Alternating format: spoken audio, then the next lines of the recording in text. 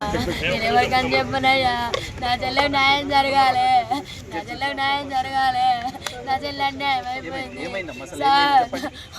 నా చెల్లెకి ఏం తెలియదు, నా చెల్లె కళాశాలలో జాబ్ చేస్తుంది. ఇక్కడే షాపూర్ కళావతి నగర్లో ఉండబట్టి 15 సంవత్సరాలు.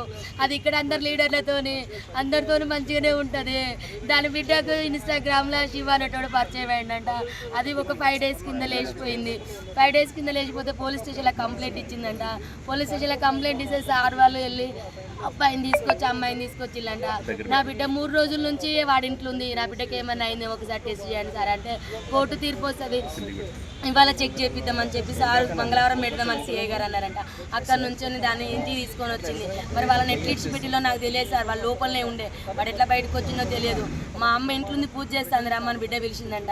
వెనకాలకి వెళ్ళి చెల్లె పూజ చేస్తాడు, వెనకాలకి వెళ్ళి తన చున్ని తీసుకొచ్చే వెనకాలకి వెళ్ళి వేసి బుద్ధి చంపేసింది సార్. చంపిన తర్వాత నా చెల్లె చావలేదంట, కొనుక్కుతో కొట్టుకుంటా అంటే మళ్ళీ పిలిచిందంట. వాడు పోయిన తర్వాత రా మా అమ్మ చచ్చిపోలేదు, చంపేసినాక మనం ఇద్దరు వెళ్ళిపోదాం రమ్మంటే వాడు మళ్ళీ వచ్చి సుత్తే కొట్టే సుత్తతోని కంతలు ముక్కులు కొట్టి ఇవన్నీ గట్టిగా పిసికేసి ఇట్లా ఊరేసి కడుపులంతా గుద్దేసి చంపింది సార్.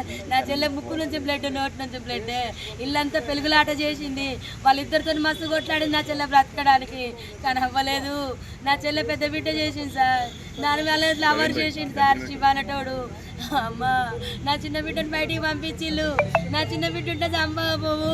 అది 8 నెలల నుంచి ప్లాన్ చేసినాను. సిఐ గారికి కంప్లైంట్ ఇచ్చింది. ఇప్పుడు సార్ ఇప్పుడు తీసుకొచ్చిల్లు సార్, ఇప్పుడు పొద్దున తీసుకొచ్చి వాళ్ళని ఫస్ట్ వేసి పోయినప్పుడు 2 సార్లు తీసుకొచ్చి లోపటేసిల్లంట. మరి వాళ్ళు ఎందుకు పిచ్చిల్లో ఏ రకంగా బయటకు వచ్చినో తెలియదు సార్. వాడు బయటకు వచ్చి వెంటనే మా చెల్లెని చంపేసిండు. ఇంత దారుణమా, ఇంత మోసమా, ఇది అన్యాయం. న్యాయం కావాలి సార్ మా చెల్లెకు. ఇంత అన్యాయమైన పరిస్థితి తల్లికి రాలేదు. కేసంద్రం మండలం గ్రామం వినుగుర్తి సార్.